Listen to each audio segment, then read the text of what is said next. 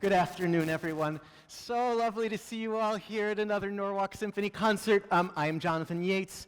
I'm the music director of Norwalk Symphony, and I'm also the music director of Norwalk Youth Symphony, which is why I have to say this concert every year is such a delight, because I get to bring these two incredible organizations together, and we get to put together the incredibly talented musicians of the Norwalk Youth Symphony with the gifted musicians of the Norwalk Symphony, and it's just an incredible amount of fun for me. And again, was Gia not spectacular in the Corn Gold? I know. Gorgeous. So, a question for you right off the bat. How many of you were at last year's Music of All Ages concert when Mr. Beethoven came to the orchestra?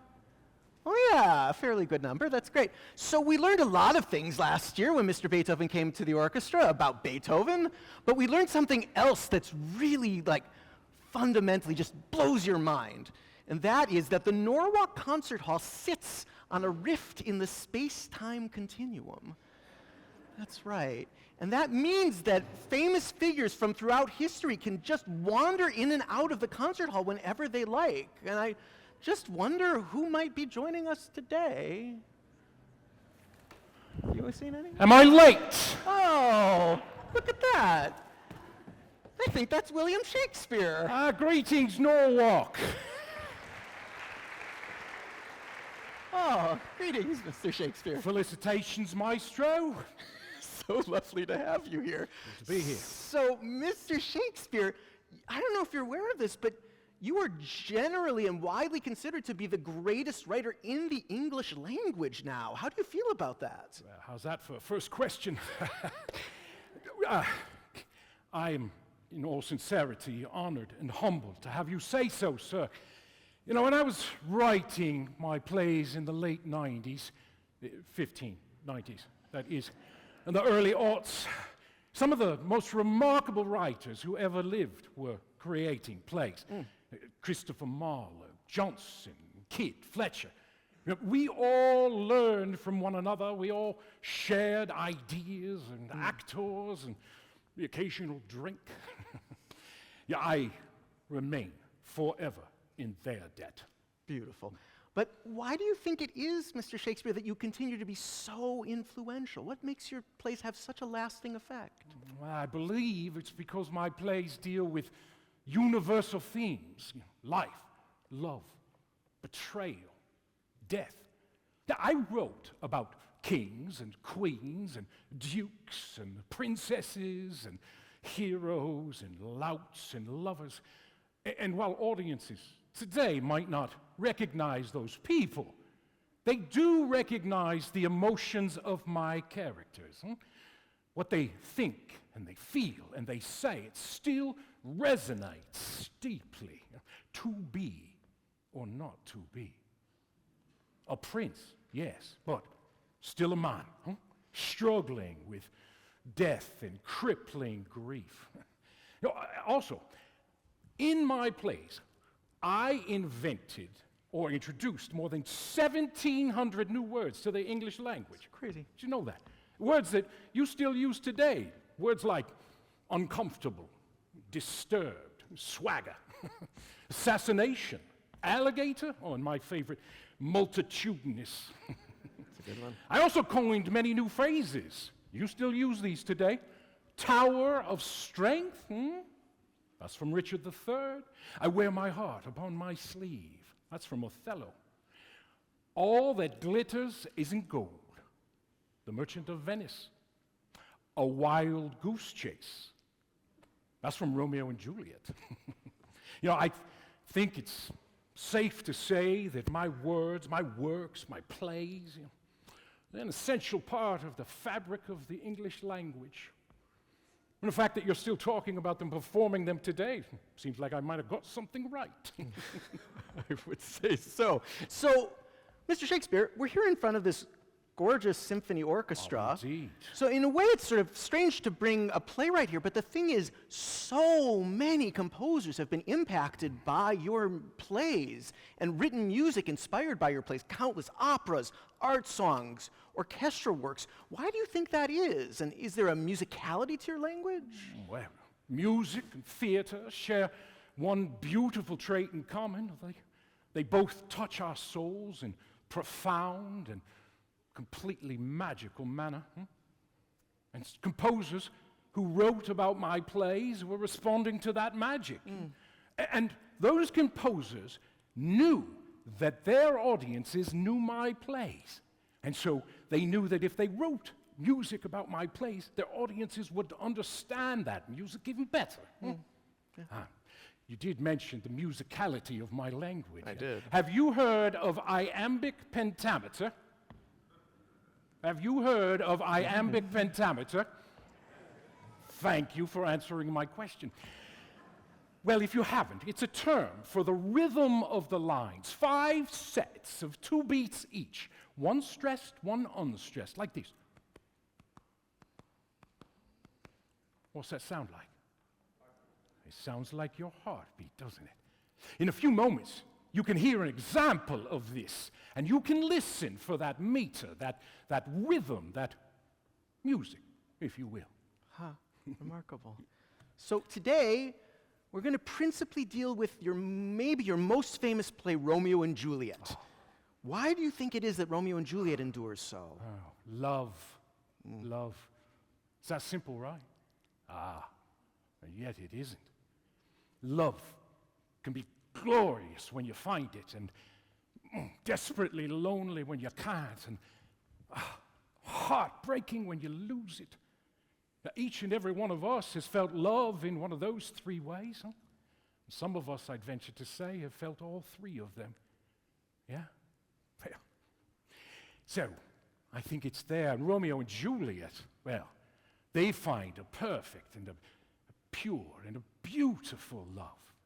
And a love that can withstand almost anything. And we watch them fall in love, and we want so badly for the world around them to understand that their love could change that world.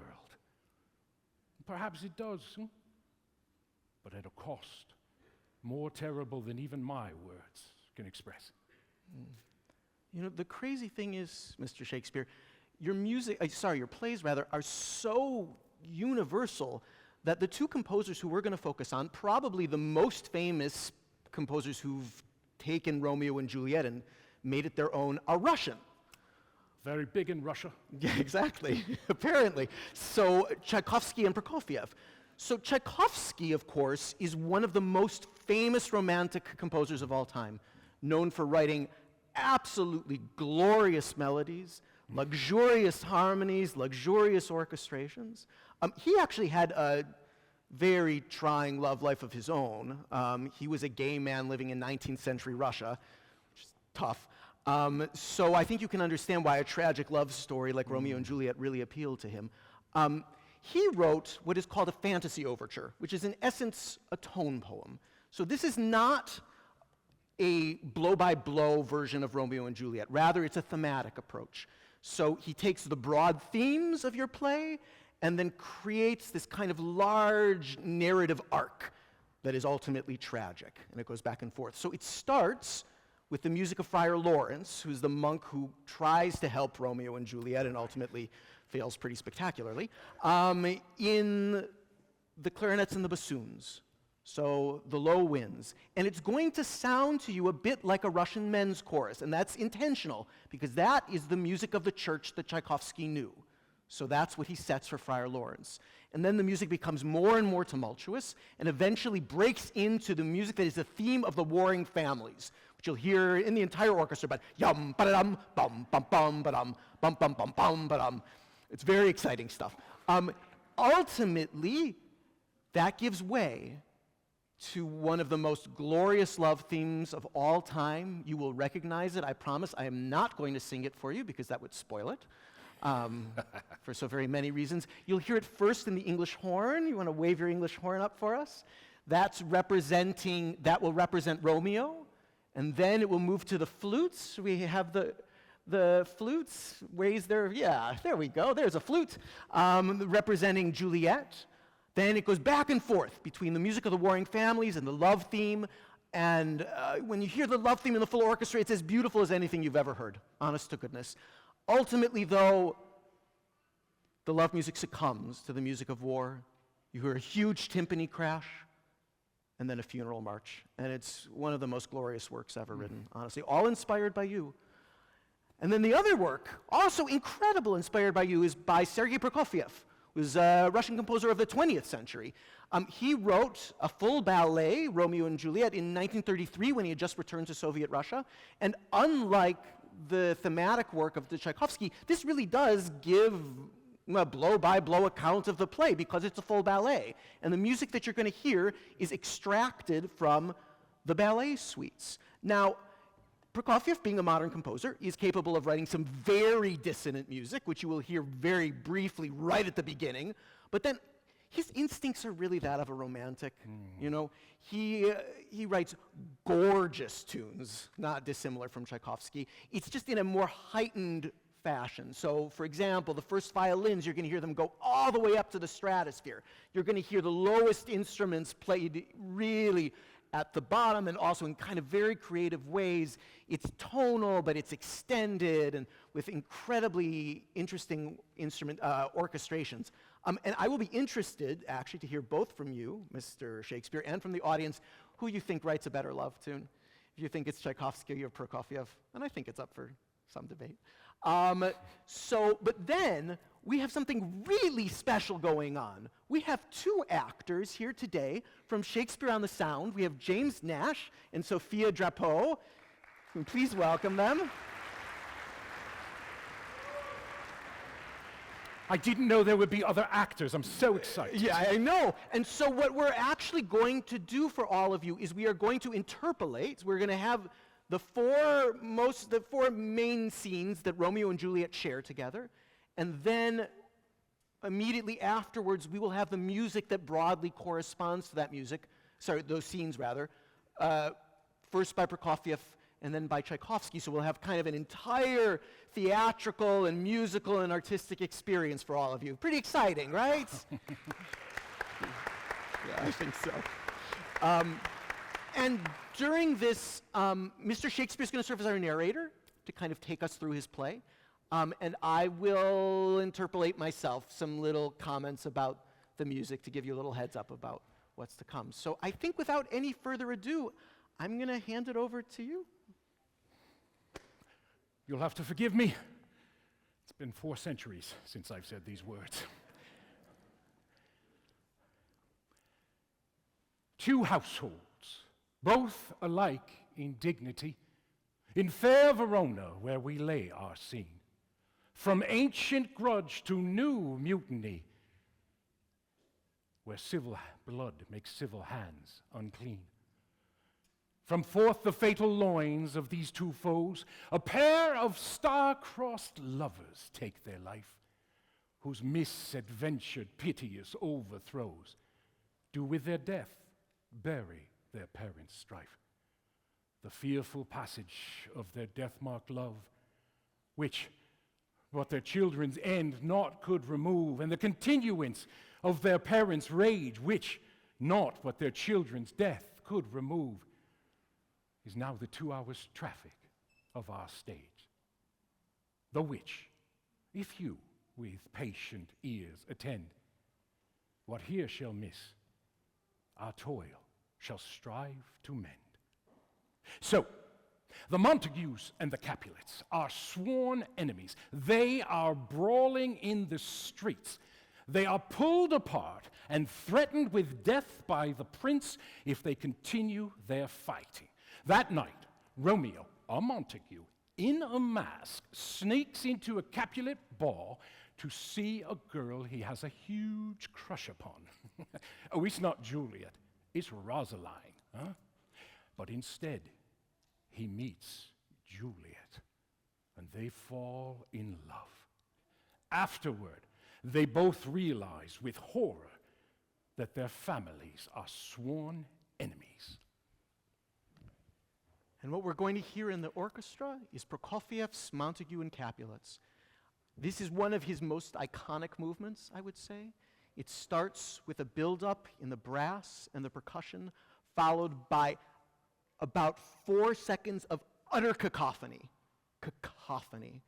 But what happens is as soon as the cacophony stops, what you will realize is that the strings have been playing all the time, just barely touching their instruments. So you go from the absolute most extreme loud music to the most extreme soft music. And he really is able to encapsulate the high drama of Romeo and Juliet this way. And then it moves on to the music of the warring families that you'll first hear in the violins, and not totally dissimilar from the tune that Tchaikovsky's going to use later. We decided to do it here because in the scene you're just about to see, as Mr. Shakespeare told you, Romeo and Juliet realize that they are in fact from families that are mortal foes.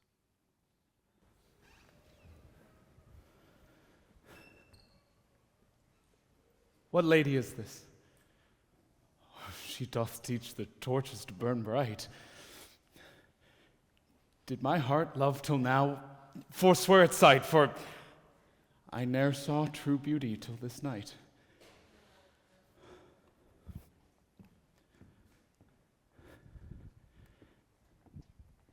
Hi. Come on. Hi.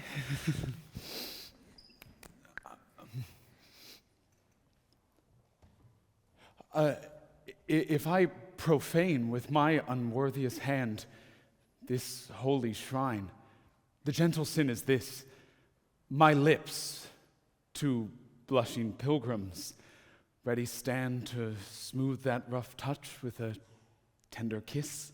Good pilgrim, you do wrong your hand too much, which mannerly devotion shows in this.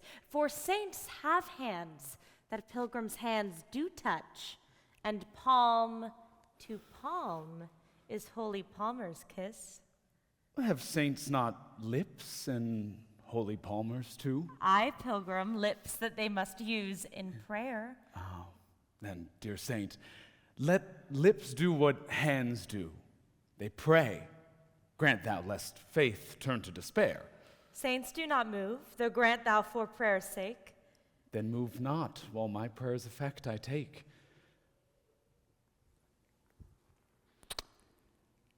And thus, from my lips by yours, my sin is purged. Then have my lips the sin that they have took. Oh, sin from thy lips, trespass sweetly urged.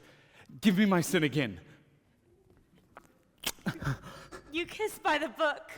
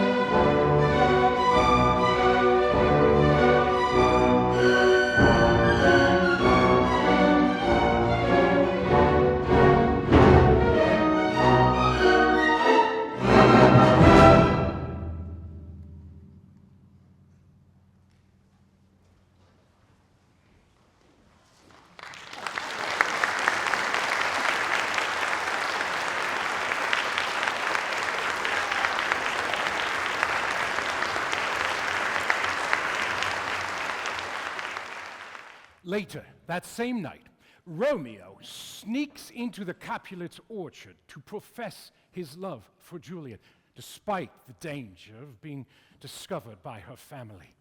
They pledge their love to one another and decide to be married.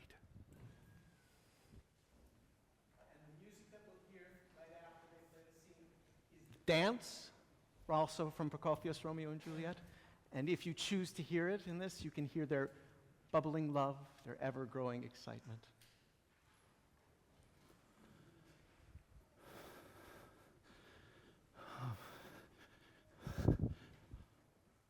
Lady, by yonder blessed moon, I swear that tips with silver all these fruit tree tops. Oh, swear not by the moon. What?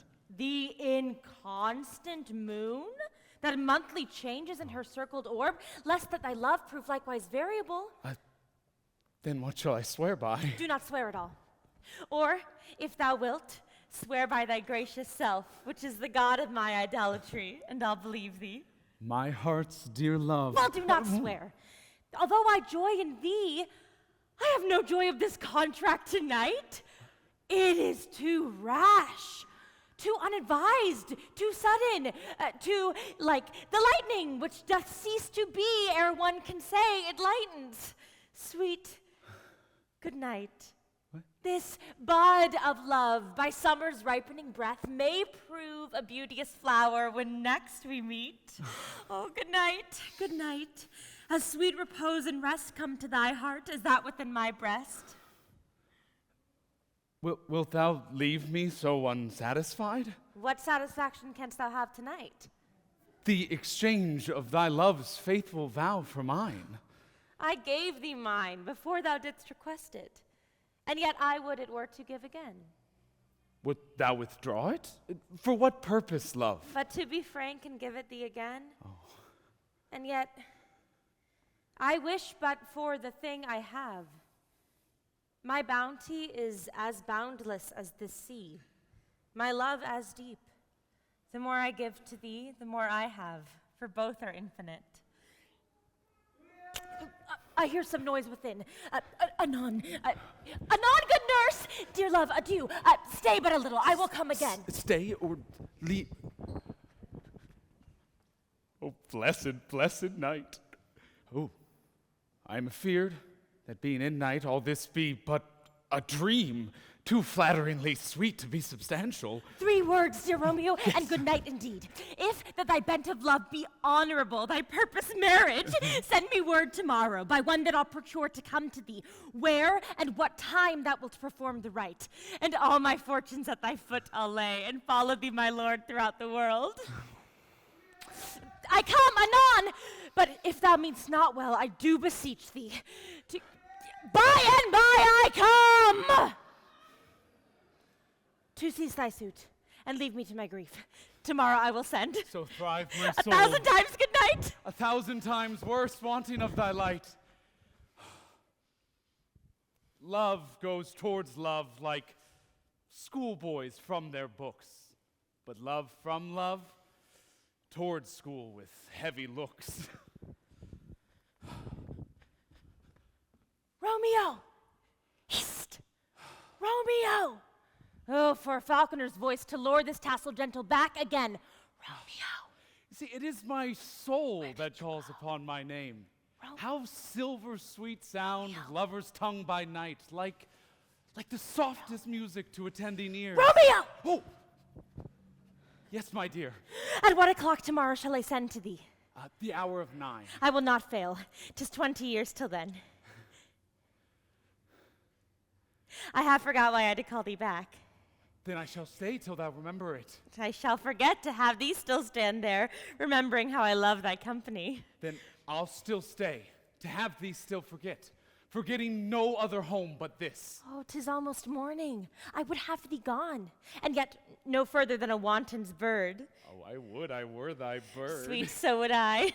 Yet I should kill thee with much cherishing. Oh, good night. Good night. Parting is such sweet sorrow that I shall say good night till it be morrow. Sleep dwell upon thine eyes and peace in thy breast. where I were sleep in peace, so sweet to rest.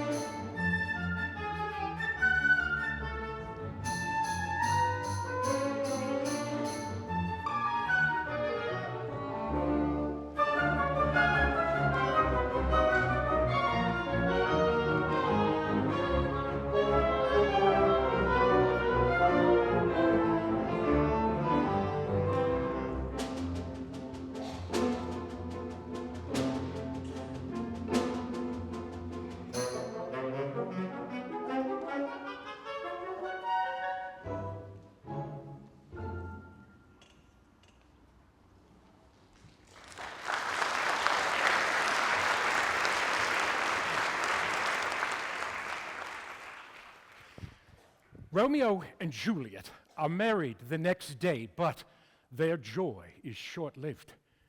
Juliet's cousin, Tybalt, is furious at Romeo for sneaking into the ball, and he challenges Romeo to a duel. Romeo, who now considers Tybalt his kin, refuses to fight. So Mercutio, who is Romeo's best friend, steps in, and he is killed. Romeo, who is racked with guilt and grief, confronts Tybalt and kills him. Romeo is banished from Verona for this crime. Juliet is distraught. Well, she forgives Romeo, but we find them that day in the morning, desperate not to be parted. The music you're going to hear, the final movement of Prokofiev, corresponds to this exact scene. It's Romeo and Juliet before parting, and you hear the incredible delicacy with which it begins. You can hear the delicacy of their embrace, and then it just slowly but surely blossoms and blossoms until you hear this incredible love tune in the brass, the entire orchestra in big arpeggios blossoming around it. And then at the end, it turns foreboding, just like the scene does. And you'll hear this incredible instrumentational turn, the tuba in duet with the bass section. And if it makes your skin crawl a little bit when it happens, that's what Prokofiev intends.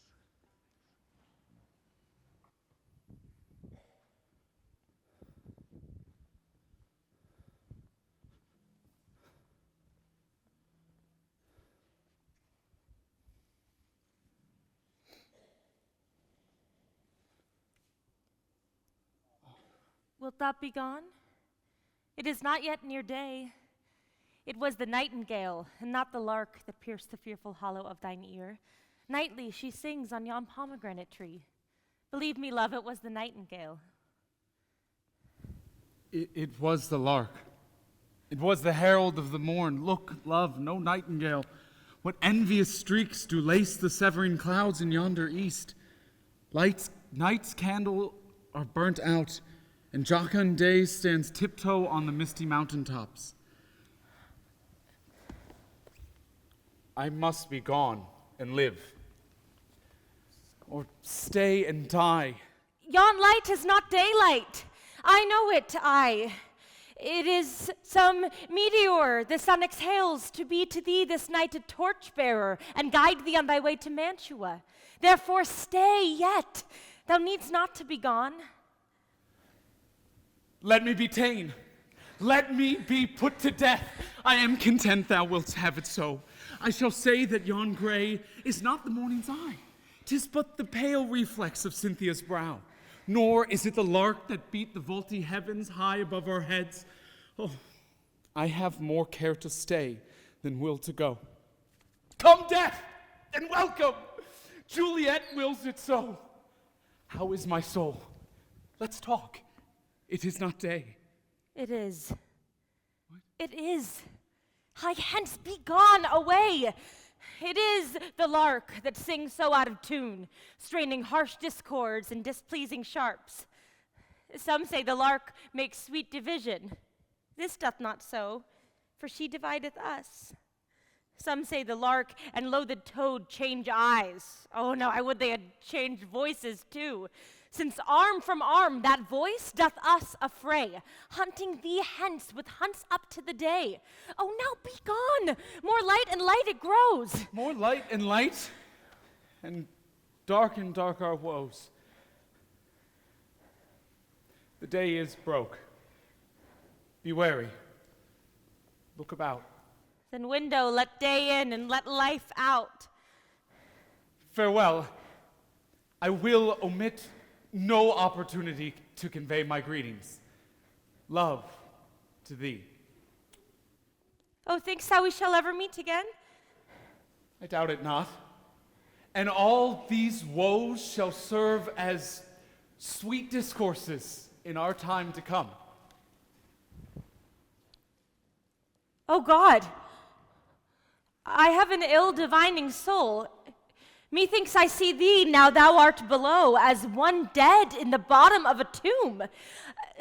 Either my eyesight fails, or thou lookst pale. Trust me, love. In my eyes, so do you.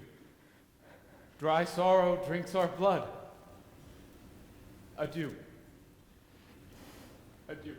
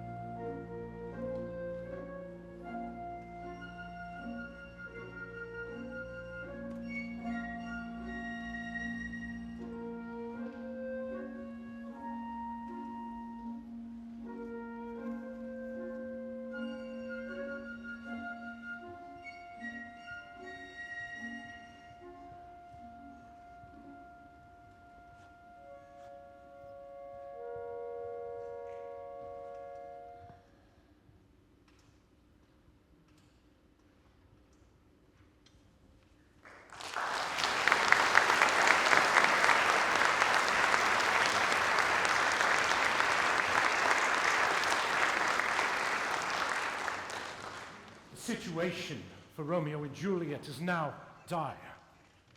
He is banished, and her parents arrange a hasty marriage to another man.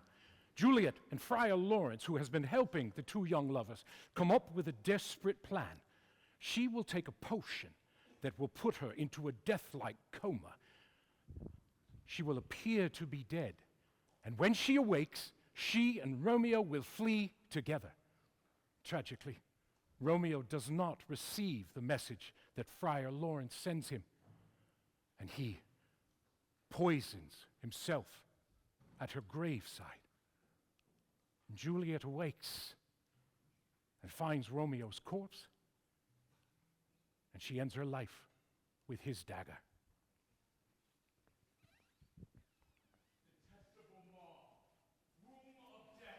Gorged with the dearest morsel of the earth, in force thy rotten jaws to open, and in despite I cram thee with more food. For here lies Juliet, and her beauty makes this vault of feasting presence full of light. Oh, my love, my wife, death that hath sucked the honey from thy lips hath had no power upon thy beauty. Thou art not yet conquered. Juliet, why art thou so fair? Shall I believe that unsubstantial death is amorous? And that the lean, abhorred monster means to keep thee here in the dark to be his paramour? No. For fear of that, I will go with thee. And never from this palace of dim night shall I depart again. Oh, here will I set up my everlasting rest, and shake the yoke of inauspicious stars from this world-wearied flesh. Come, bitter conduct. Come, unsavory guide.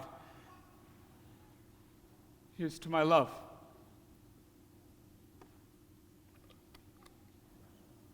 Oh, true apothecary.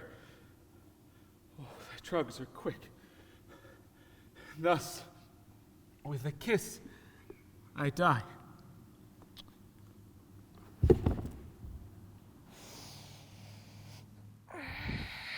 Where is my lord? I do remember well where I should be, and there I am. Where is my Romeo? What's this? A cup closed in my true love's hand? Poison, I see, hath been his timeless end. Oh, churl! Drunk all and left no friendly drop to help me after? I will kiss thy lips. Haply some poison doth hang on them. Yea, noise? Then I'll be brief. Oh, happy dagger, this is thy sheath. There rust, and let me die.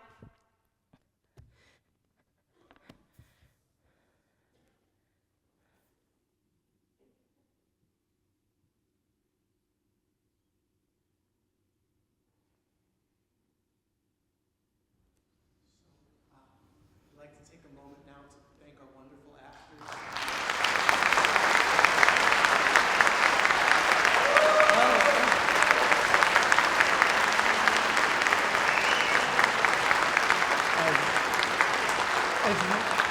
As well as Mr. Shakespeare.